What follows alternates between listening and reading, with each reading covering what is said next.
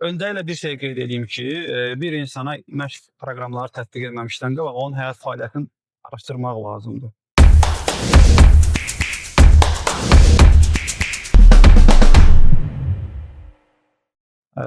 Adətən təcrübələrimdən belə bir şey paylaşım sizlə. 50-55 yaş xanımlara məşq keçəndə, hansı ki o xanımlar evdar xanımlar olurlar. Hər hansı bir iş fəaliyyətləri olmur. İş fəaliyyətləri sadəcə ev işləri daxilində olur. Onlara məşq keçəndə məşq proqramını o şəkildə qurmağa çalışırıq ki, daha çox gücə yönümlü və hərəkətlər elə seçilir ki, hansı ki gündəlik həyatda o ev işlərində o yöndə hərəkətlər eləyirlər. İdman zalında o yöndə o insanları daha yaxşı gücləndiririk ki, evdə belə deyək, hərəkət eləmək, o işləri yerinə yetirmək daha verimli olsun, daha asan və təhlükəsiz olsun. Digər məsələni də qeyd eləyim. Yaxşı şəkildə elastik olmağı bacarmaq lazımdır. Yəni bir vücud nə qədər elastik ola bilirsə, yəni əsnek ola bilirsə, bir o qədər hərəkətləri yaxşı şəkildə yerinə yetirə biləcək, qan dövranı yaxşı şəkildə dövr eləyəcək bədəndə.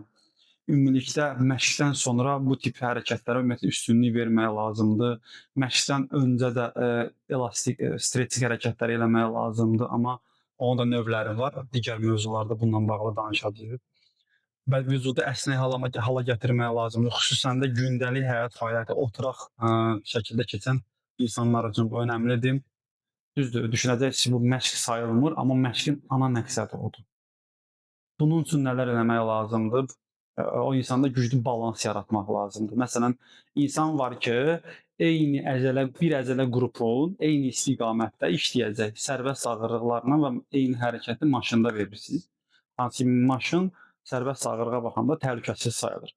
Amma görürsünüz ki, sərbəst ağırlıqla qaldıra bilməyəcəyi çəkini maşında qaldıra bilir. Yəni güc var. Amma problem nədir? Tarazlıq yarada bilmir, balans yoxdur. Çünki idmana yeni başlayıb. Ona görə də birinci növbədə o insanda tarazlığı yaratmaq lazımdır. Əl, göz, ayaq, bədən üzvləri koordinasiya şəkildə işləməlidir. Bunu aşılamaq lazımdır. Bəzən görürsüz biz əyləncəli idman hərəkətləri çəkməyə çalışırıq. Hansı ki orada məsələn bir videoda göstərdiyimiz kimi kiçik bir topu balaca ağırlıq daşın üzərində saxlamağa çalışırıq. Burada məqsəd nədir?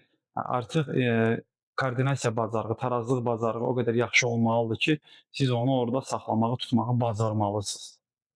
Yəni bu ən kiçik əzələlərin belə inkişaf etməsinin səbəbidir və zaman-zaman balans hərəkətləri, tarazlıq hərəkətlərinin yerinə yetirməsinin nəticəsidir ki, onu eləməyi belə deyək, bacarırıq.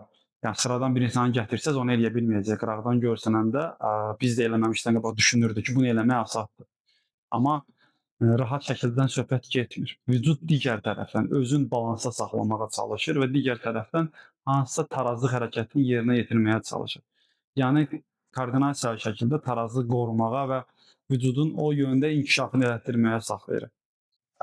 Sonda hər birinizə həmişəki kimi təşəkkür edirik. Çox sağ olun ki, zaman ayırıb bizi dinlədiniz.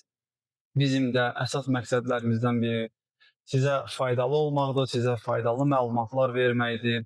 Sizin üçün idman fəaliyyətinizi yaxşılaşdırmağınız üçün əlimizdən gələni etməyə çalışırıq biz də və əminəm ki, siz də bu yöndə bizə öz dəstəyinizi əsirgəməyəcəksiniz. Ona görə də bütün sosial media hesablarımızdan bizi izləməyi, paylaşdığımız videolara rəylərinizi bildirməyi, dostlarınızla paylaşmağı, daha çox insanlara faydalı olmağı gözləyirik sizdən də. Hər hansı bir sualınız varsa, digər mövzularla bağlı təklifiniz varsa, daha aktual belə deyək mövzular var ki, ola bilər bizim gözümüzdən kənardadır. Bu kimi şeylərlə bağlı istənilən əlaqə vasitələrimizdən və sosial media hesablarımızın rəy bölmələrindən, mesaj bölmələrindən yaza bilərsiniz. Ən xırda yazdığınız nöqtəni belə biz dəyərləndiririk, buna əmin ola bilərsiniz. Təşəkkür edirəm, çox sağ olun.